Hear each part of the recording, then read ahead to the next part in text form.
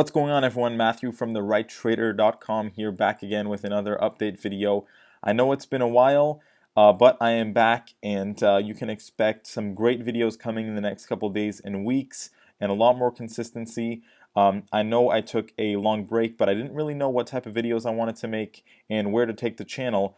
And this break allowed me to, get a good idea of where I wanted to take the channel and what videos to make. But of course, I'd like to hear what you guys want to see, right? Let me know in the comments below. That'd be very helpful.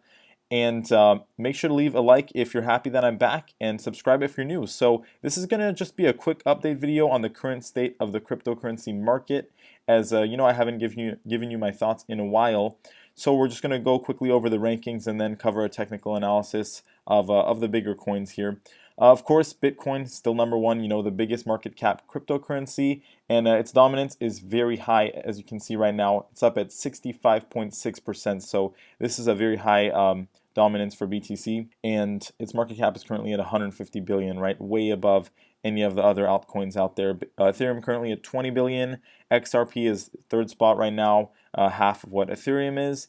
And of course, we've got Bitcoin Cash, Tether, Litecoin around that number 5th spot. Tether, a lot of money going into Tether right now. As you can see, the market cap is currently 4.2 billion, and it's currently the 5th biggest cryptocurrency. So, obviously Tether has gotten some backlash, but to be honest, I have never had a problem personally with Tether. I understand kind of the concerns around it, but at the end of the day, it is a very useful crypto to have in the market, and necessary, in my opinion. To give you an idea of what's been going on with crypto, it all has to do with the dominance of BTC, in my opinion. Now, what we've seen in the crypto market, going over the charts right now, obviously we got a drop compared to a year ago.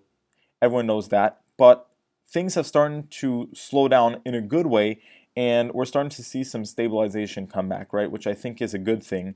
And I don't think we're going to see any crazy moves for a while. I think that we're going to remain pretty flat. I think that altcoins actually have an opportunity here to regain some market cap and some dominance, which is interesting. I'm not thinking maybe a full-on altcoin season where we're seeing multi-100% returns, but a nice increase of 30 to 100% or so on some of these altcoins could definitely be possible, in my opinion. We'll have to see how things plays out, because I think it'll take some time. Could take a couple months, and definitely expecting some flat price action for a lot of these coins. But like I said, that's not necessarily a bad thing, and that has to do with kind of this period of accumulation, right? If you follow the cryptocurrency market and the news, you'll notice that a lot of big finance firms are, loading up on cryptocurrency, and there's not a better time than when it's kind of flat and slow, like periods like this, right? So it's not necessarily something to take badly.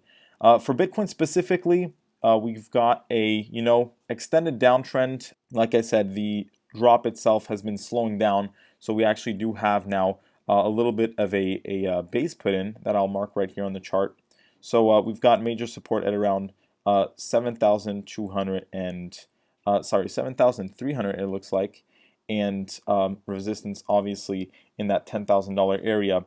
Now, right now we're at 8,500 on the MACD. We are actually maybe looking at a little bit of a bounce, and we are oversold on the RSI. The stochastic oscillator. The RSI is the one that's a bit flat. But I can see a little bit of a bounce here for Bitcoin. We've just got a doji candlestick, so I wouldn't be surprised to see a little bounce here. And actually, if we draw out the trend lines, what you're going to see is a symmetrical triangle formation, right? So it looks like we will be heading for Bitcoin specifically around $9,100, right? In the next couple days, maybe the next week or so, I could see a push back up to maybe around $9,000. Could be a little bit less, but I could see a test of this middle Bollinger Band, and definitely potentially test of that downtrend line here at 9,500. So that's also something to look for. But now moving over to some of the altcoins, what's going to be interesting is to see what's been going on with them, and to also notice what I said before. That is, Bitcoin obviously has a very high dominance, and what tends to happen, it goes up and then it goes back down, right?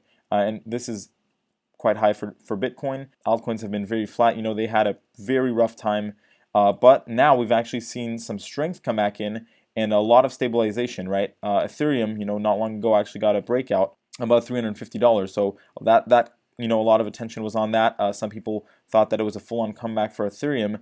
That was seemingly not the case, as it did pull back down to its consolidation area around $150 to $200. But the good thing here is that I think that that initial attempt at a stronger breakout and followed by this consolidation is actually a good thing, right? We've made a higher high compared to that $150 mark. Now we're pushing more towards $200.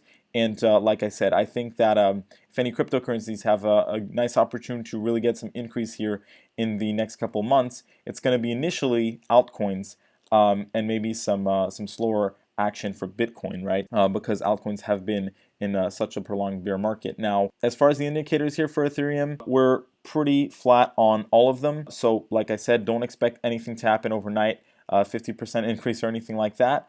But I think that we're going to see it continue to stabilize and then eventually start to push higher again as well. So could see a nice little breakout out of this range here.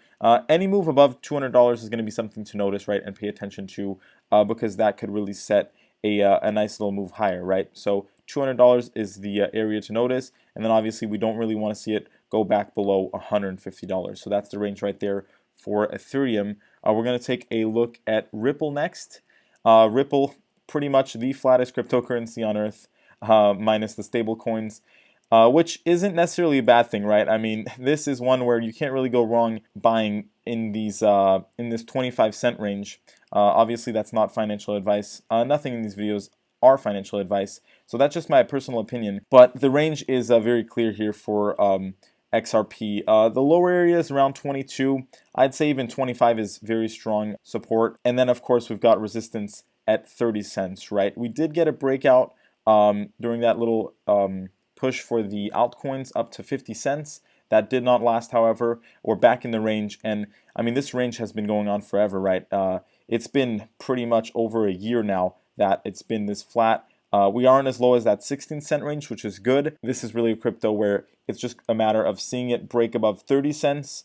And if that happens, then it's very likely that it's going to get it push above 50 cents. I think the next time that we do see it push towards 50 cents, we're actually going to get a clean breakout above that, right? So maybe it will revisit, that 75 to $1 area. When is that going to happen? I think it could take a few months, right?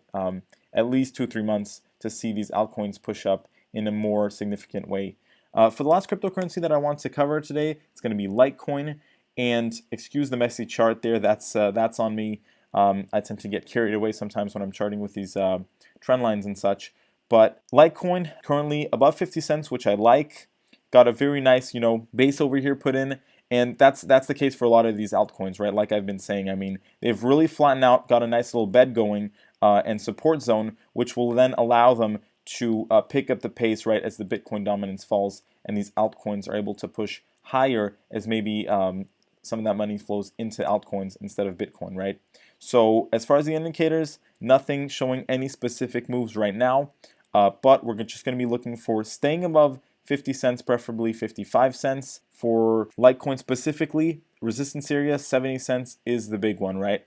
We've also got some interesting resistance like 65 cents. I'd say anything over 65 cents, we're probably going to get a good little push here, probably push us back into that 80-cent range. So we'll have to wait and see for that. But yes, I think that a breakout above 65 cents and then obviously 70 cents will put us more towards that $80 mark.